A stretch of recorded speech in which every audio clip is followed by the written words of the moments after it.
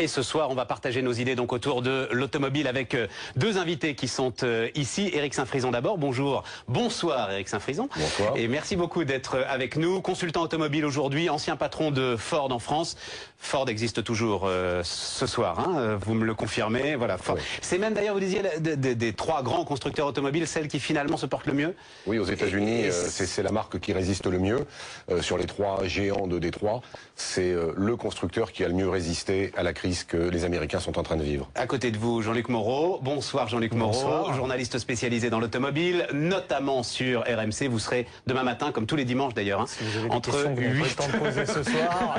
8h et 10h. Connaissance encyclopédique de tout ce qui concerne l'automobile. Débat arbitré évidemment par Nicolas Van Bremersch et le humannetwork.fr. Bonjour Nicolas, bonsoir Nicolas. Bonsoir Stéphane.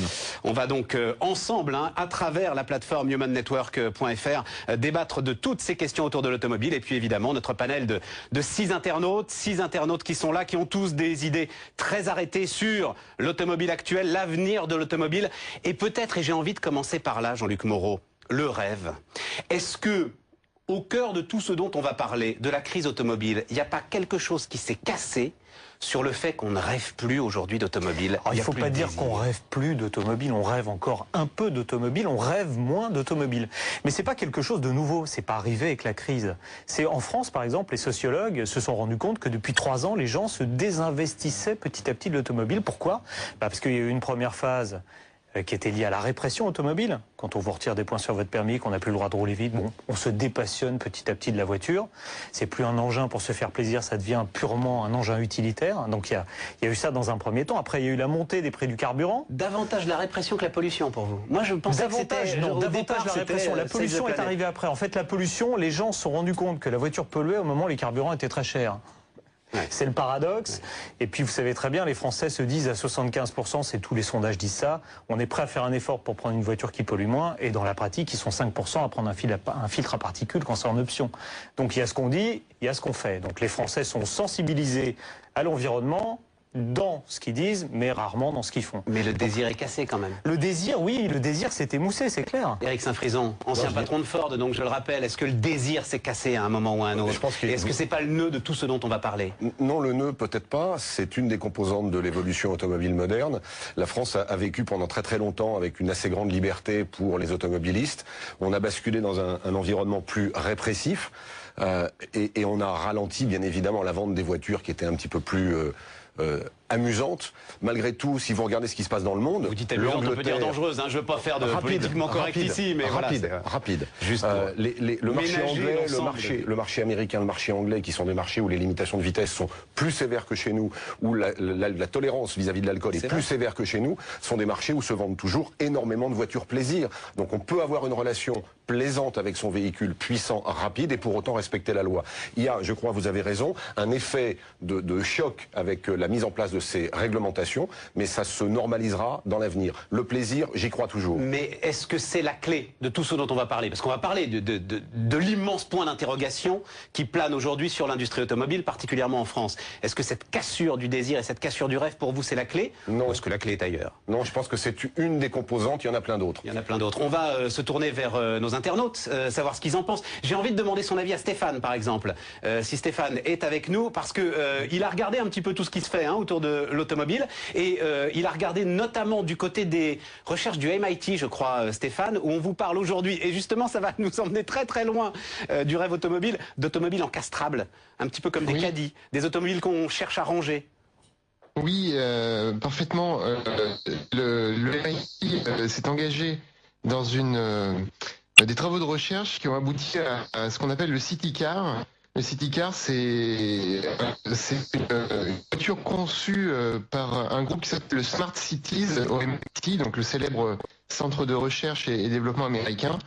Cette invention a obtenu le prix de l'invention du magazine Time en 2007. Et effectivement, c'est des voitures, il faut réinventer la mobilité dans les centres hyper urbains.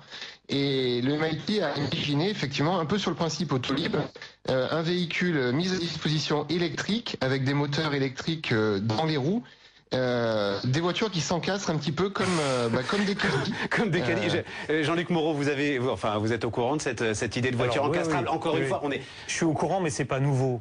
Au début du siècle dernier, déjà, on a inventé des voitures qui pouvaient s'empiler les unes dans les autres pour prendre moins de place en ville, et même avec les roues qui tournaient pour pouvoir garer la voiture latéralement. Oui, vrai, il y a eu un projet de Matra, me semble-t-il, il y a une quinzaine d'années, d'une voiture qui était également qu'on pouvait plier pour la garer. Est-ce que l'époque est mûre maintenant pour ce genre de choses? Justement, ce qui est nouveau, c'est peut-être que comme on a cassé le rêve, on a parlé de voiture électrique. Alors c'est vrai que la voiture électrique, on va en parler dans la deuxième partie, Jean-Luc. En 1899, il y a un monsieur qui s'appelle Camille Génadi qui a franchi les 100 km/h sur une voiture électrique, et on a le sentiment que depuis toujours la voiture électrique n'a pas évolué. C'est pas vrai.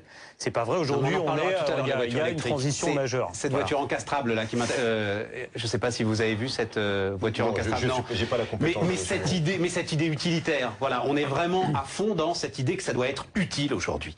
Ça doit plus servir à faire rêver. La voiture en centre urbain dense, en zone métropolitaine extrêmement complexe et chargée, oui, elle doit rendre le service essentiel qui est d'aller d'un point A à un point B le plus vite possible et dans la plus grande sécurité possible. Cette fonctionnalité de la voiture, elle n'a pas changé depuis 120 ans. Elle est en train d'évoluer parce que ces grands centres métropolitains se surchargent. Adrien a envie d'intervenir du côté justement de nos internautes. Adrien. Oui, on parle. Le monsieur de Ford vient d'évoquer le déplacement en centre urbain pour les petits véhicules, mais en fait, à terme, c'est plutôt l'absence de véhicules personnels dans les centres urbains qui va venir. Puisque c'est plutôt misé sur les transports en commun et les déplacements, ce qu'on appelle en liaison douce, les pieds, le vélo. Oui, mais là, on parlera de la disparition de l'automobile à la fin, si vous voulez bien, Adrien. Là, on va encore parler de l'automobile. Il y en a, regardez, je vais me tourner par exemple vers Morgan ou Morgane, d'ailleurs, Morgane, il a par exemple encore visiblement des envies d'automobile à travers, je crois vous pensez Morgane, l'automobile qui serait une sorte de lieu de vie, l'automobile totalement modulable. Est-ce que vous pouvez nous détailler ça? Oui, tout à fait. On voit dans les salons automobiles, on voit souvent l'automobile comme un espace de vie. Par exemple, je sais pas, moi j'étais allé au Mondial automobile dernièrement au mois d'octobre et je suis monté, par exemple, dans le nouveau Kangoo de Renault, et j'ai vu vraiment un habitacle ouvert de l'extérieur, des espaces très modulables, et justement je pense que c'est fait partie de l'avenir. À mon avis, les Français sont beaucoup en avance là-dessus, ou même en Europe même, parce que j'ai pas totalement étudié la question, mais je pense que c'est fait partie de l'avenir. Bon, le Kangoo de Renault, je pense justement qu'on va revenir en arrière, parce que c'est très humain de vouloir emmener toute sa maison avec soi. On fait un peu les escargots quand on se déplace avec une voiture. C'est-à-dire, il y a eu la mode des monospaces où on en emmenait de plus en plus. Et c'est vrai, si vous avez une grande maison, vous en entassez de plus en plus chez vous. Si vous avez une grosse voiture, vous en mettez de plus en plus, vous mettez des choses inutiles dedans. Aujourd'hui, il y a un problème d'usage qui est lié à l'automobile. On utilise en moyenne nos voitures à 80% pour faire 5 km. Alors quand vous avez un monospace, un